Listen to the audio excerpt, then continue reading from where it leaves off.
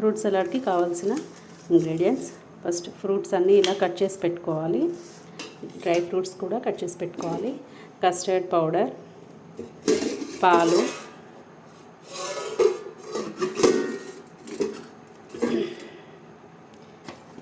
First ఇవన్నీ arrange చేసుకోవాలి. మనకు కొంచెం టైం పడుతుంది, కానీ చాలా హెల్తీ అండ్ టేస్టీగా ఉంటుంది.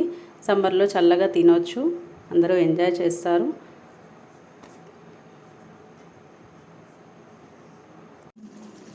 ఇలా కస్టర్డ్ పౌడర్ వేసుకొని మిక్స్ చేసుకోవాలి.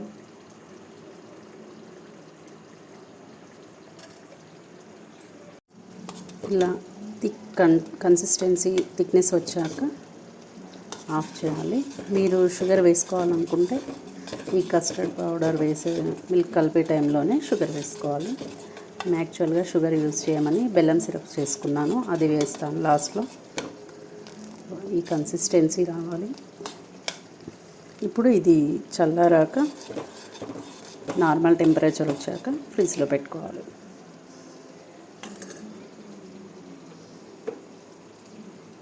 పెట్టాం కదా, ఇది కూల్ అయిపోయింది. ఇప్పుడు ఇందులో ఫ్రూట్స్ అన్నీ యాడ్ చేసుకోవాలి.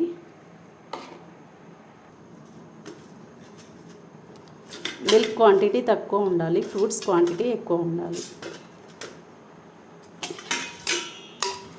అలా ఉంటేనే టేస్టీగా ఉంటుంది. మిల్క్ ఎక్కువ ఉండడం వల్ల లిక్విడీగా అనిపిస్తుంది. సో నేను ఇందులో షుగర్ యాడ్ చేయలేదు, ఎందుకంటే మేము షుగర్ తినట్లేదు, కొన్ని రోజుల నుంచి అవాయిడ్ చేసాం. సో నేను ఇలా బెల్లం సిరప్ ప్రిపేర్ చేసుకున్నాను, ఇందులో ఇది యాడ్ చేస్తాను.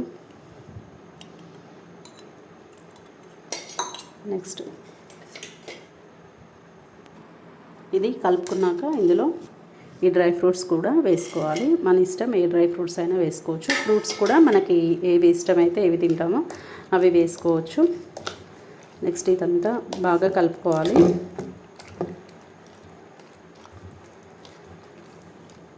ఇంకా కూల్గా ఉండాలి అంటే ఫ్రిడ్జ్లో పెట్టుకోవచ్చు, లేదంటే అవసరం లేదు. నేను పండ్లు కూడా కొంచెం సేపు ఫ్రిడ్జ్లో పెట్టాను. ఇది మిల్క్ క్వాంటిటీ ఇది కూడా ఫ్రిడ్జ్లో పెట్టాను. కస్టర్డ్ కలిపినాక కొంచెం సేపు ఫ్రిడ్జ్లో పెట్టిన. ఇప్పుడు ఇది సర్వ్ ఇదిగోండి, ఎంతో టేస్టీగా ఉండే ఫ్రూట్ సలాడ్ అండ్ హెల్దీ కూడా రెడీ అయిపోయిందండి. Have to enjoy. Thank you అండి.